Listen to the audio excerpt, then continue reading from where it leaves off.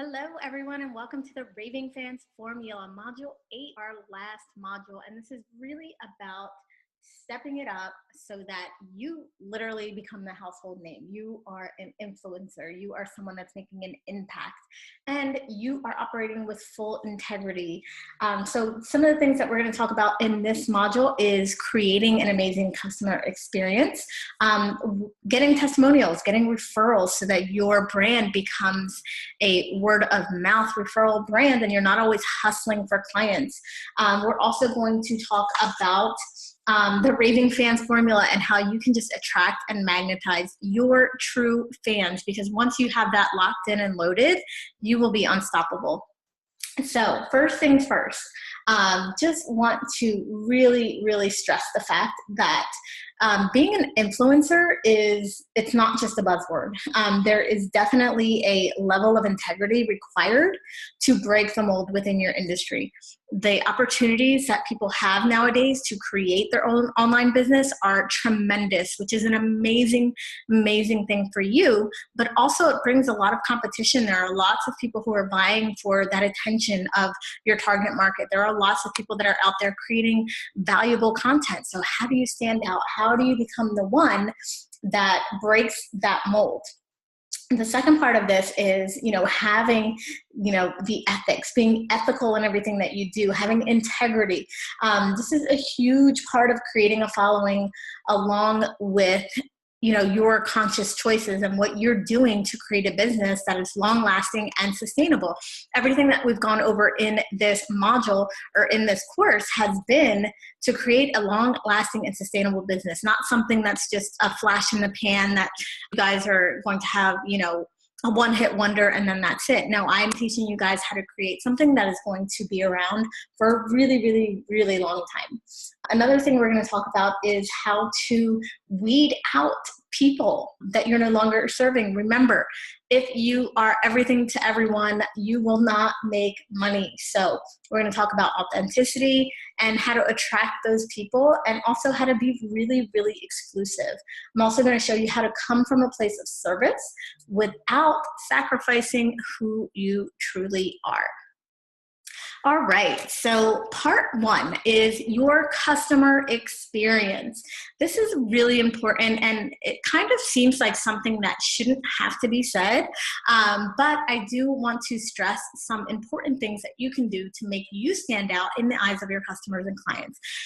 Lots of people can create courses, have services, do one-on-one, but it's that level of customer experience, that amazing experience that your customers have when they get on the phone with you, when they get a course from you, when they get that interaction from you, that's really going to set you apart. It's also going to develop buyers that are going to be buying from you multiple times. It's going to create your lifers, the people that are just like, I love everything that this person does. I'm going to buy everything from them. So creating this great customer experience will also help you get the referrals and testimonials, which we'll talk about in the next two sections. So what does an amazing customer experience even look like for someone who has a small business or one-on-one coaching practice? Okay, so what we're going to do is dive into the most important parts of your user experience and how that relates to you keeping customers, getting referrals, getting testimonials. This is really about shifting your mindset to ignite a domino effect in attracting clients without effort, but really your leadership is speaking for itself. So first thing is to exceed expectations. So lots of people do the bare minimum. Lots of people do what they say they're going to do, which is amazing, right? We always want people to do what they say they're going to do. But when you can exceed those expectations, when you can give your customers and clients more than they bargained for, they're going to rave about you. They're going to tell their friends about you. And this doesn't need to be anything where you're breaking your back or you're giving extra sessions or, anything that's going to cost you money. But it's really about just showing up fully and giving them more than they expect.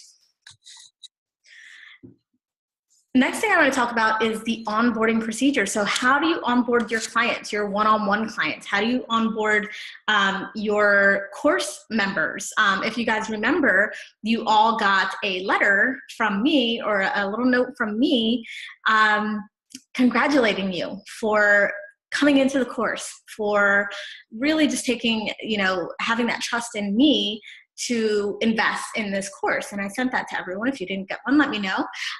But really just, having like little things in place like that. So for me, I always either send cards, I'll send cards to my course takers, I'll send gifts to my one-on-one clients.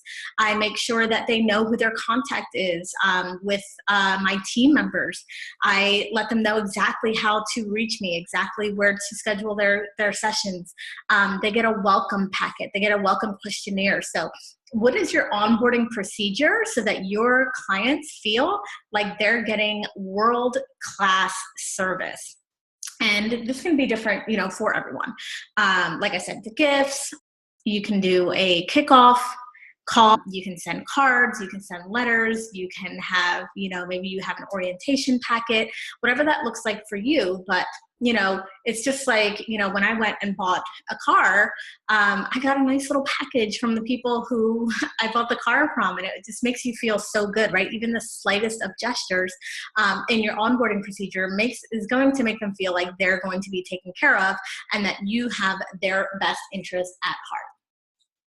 Next is your offboarding procedure. So when someone leaves your course or completes your course, do you have some sort of graduation? Do they get something? Do they get a certificate? Maybe they get a session with you, or they get a discount on another service. For your one-on-one clients, your offboarding procedure may look like asking them for a testimonial, wrapping everything up, sending them their notes. Maybe you send them a thank you gift. So having that offboarding procedure is really important as well, because if you're doing, you're with someone for a long period of time. If it's a course, it might be 6 or 8 weeks. If it's one-on-one, it could be 3 months, 6 months. You definitely want to let people know that, hey, I've appreciated the time that we've spent together, and have this really seamless offboarding procedure so that they know what the next steps are. The last thing you want to do is just like end it, right? It's just like, oh, well, we're done, or we don't have sessions anymore, the content is done, and just leaving it at that. So make sure that you also have an offboarding procedure in place that makes your clients and customers feel like they're VIP. Next thing that you can do here is have any unique to you systems. So, essentially something like this is like, what do you do different? How do you interact with your customers and clients? Maybe they get notes after every session. Maybe you send Voxer messages or video messages to your clients every week. Maybe you do weekly check-ins. Maybe there's certain softwares or applications that you use within your one-on-one. Maybe there's some kind of gamification or contest within your courses and programs. So think about how you can make this a unique experience for your clients and your customers. What are some of the things that you can do that are going to make you stand out, that people are going to say, oh, wow, that's really interesting. I need to tell my friends about that. So what are some of those unique systems, unique to you systems that you can create to create a little bit more buzz around the work that you're doing? Now, what I don't want you to do is feel like this is a replacement for valuable content and valuable service. I don't want you to just use this to mask something that's not great. So always do your best, always exceed the expectations, but then also add in these unique to you systems that set you apart. Next, are there any kind of accountability tools that you can use with your clients? This may work with courses if they're smaller group courses. Maybe if you have like 10 people in the course or 5 people, you can use some sort of accountability tools. But I feel like this works best for one-on-one. Having something where your clients can log in, or somewhere where your clients can see their progress, and also so that you can keep track. Hey, is my client doing what they said they were going to do. Are they living up to the expectations? One of the things that I used previously was called Coach Accountable. And essentially what it did was it allowed me to put in homework and tasks and calendar events right into the software that my client could log in and see all that stuff. They could mark it as checked off. They could download the things.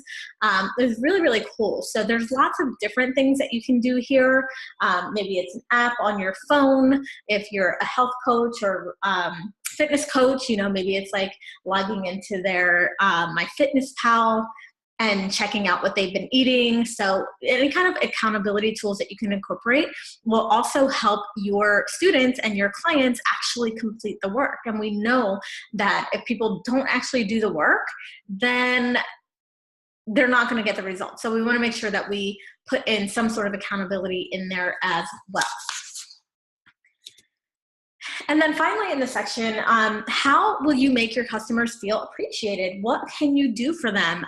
Again, this goes back to some of the things I mentioned before. It can be small tokens of your appreciation, gifts, letters, cards, weekly check-ins, sending them, you know, a private audio or video, maybe congratulating them on a win.